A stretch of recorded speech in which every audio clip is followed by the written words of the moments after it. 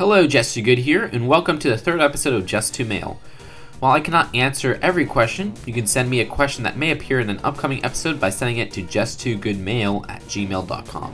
Alright, first question comes from Off Duty Cop. Dear Just Too Good, do you think there will be any more new X-Men sets in the future? Also, if LEGO is making more X-Men sets, what minifigures or buildings do you want in the set? Well, hey, we are getting a new X-Men set next year, the Mighty Micro. Look, I know that isn't much, but I'm happy we're at least getting something after 3 years. But I get what you're saying. A lot of us do want a new building based on the X-Men with various new characters. The last time we got a set like that was in 2014. So when do I think we're going to get another one? I'm going to be honest, I don't think we will anytime soon, if ever. There's two factors, and both relate to the X-Men vs. the Sentinel set from 2014. The first factor is the sales of the X-Men vs. Sentinel set.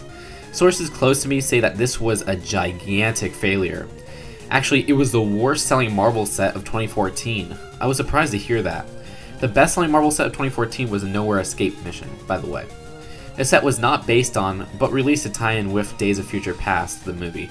The movie itself was a success, and I personally loved it, and it was well received and at the time was the highest grossing X-Men film.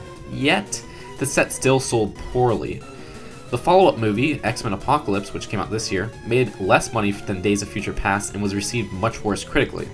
Okay, you can see why LEGO doesn't want to make another X-Men set now, can't you? It's a recipe for a poor seller, since they've made ones that coincide with the release of an X-Men movie, but even with the last successful X-Men movie, the set still sold poorly. The only factor saving our hope for another X-Men set is the Deadpool movie's success. The first movie, which came out this year, was a smash hit and took Days of Future spot as the highest grossing X-Men movie. LEGO has released a Deadpool set once before, and that set sold fine from my understanding. However, LEGO will probably not do another X-Men set including Deadpool despite the character's massive popularity. This is because of Deadpool movie's R rating. Yes, I know, if they did do a set, it wouldn't be based on the movie whatsoever, and it would be advertised as an X-Men set rather than a Deadpool set. But because of the Deadpool movie, the public perception of the character has been tied with his raunchy jokes and such. That's just what I think. And to answer the second part of your question, I'd love to see an X-Mansion set, and I've always wanted that. As for characters, it'd be nice to get a wide-release Jean Grey, as the only one we've ever got was a Comic-Con version of her. It'd also be nice to get Beast and Mystique. Second question is from Overlord Kinsey. What is your favorite Dimensions level pack or fun pack? Look, I'll be basing this answer around the actual builds and minifigures themselves, not factoring gameplay into the equation. Because the only level pack I ever finished was the Simpsons level pack. My favorite level pack is the upcoming Sonic level pack. I love Sonic the Hedgehog, or at least the Sega Genesis to early 2000s era of Sonic. So it's obviously my favorite level pack would be that. I can't wait to get my hands on it. My favorite fun pack is the Doc Brown fun pack, which nailed the exclusive hair mold, as I despise the one in the Kuso set. However, the Stay Puft fun pack and upcoming E.T. and Marceline fun packs come close to being my favorites. Okay, next question. Dear Just Too Good, are you hyped for Sonic Mania? Your viewer, Armand the Pizza. Yes, I am. I've been asking for a retro-style Sonic game for ages, and then they released Sonic the Hedgehog 4 Part 1, and then I played that, and then I despised it and officially lost all hope in Sega. But this new one has a retro style with retro graphics and such. Sure, it leans towards Sonic CD's sounds and graphics, which is my least favorite of the Sega Genesis era Sonic games, but still, I am hyped. Our fourth question is from Dr. Peachy. Dear Just Too Good, what is your favorite LEGO villain that is not licensed? Ooh, nice one. I think the Agents 2008, Ultra Agents, and Space Police 3 lines have the best villains.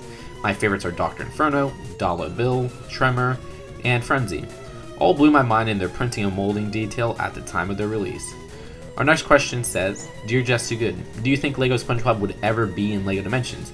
If it does, do you think SpongeBob would be in a level pack? Do you think LEGO would ever come with SpongeBob blind bags? Thank you for reading the message. I really like your videos. By Victor06. Thank you for the kind words. Well, unfortunately, the SpongeBob license is no longer owned by LEGO, and I don't think they'll be going back anytime soon. Thus, LEGO can't make SpongeBob Dimensions packs or blind bags. I covered this in my top 5 lost LEGO licenses video. The last question is from my buddy WPP. Given your Nintendo account and Miitomo, do you think this means the face reveal is kind of pointless now? WPP98, your bud. Alright, so this is my me, and this is how I look in real life. You see, a face reveal is pointless. There you go. Alright, seriously, one day you guys will see my face, but I'm just not ready for it, okay? So it's not pointless, because My me really does not look like me, I assure you. Anyways, thank you guys for watching, and remember, if you have a question, email it to jessgoodmail@gmail.com. I'll see you guys later. Peace out. Bye.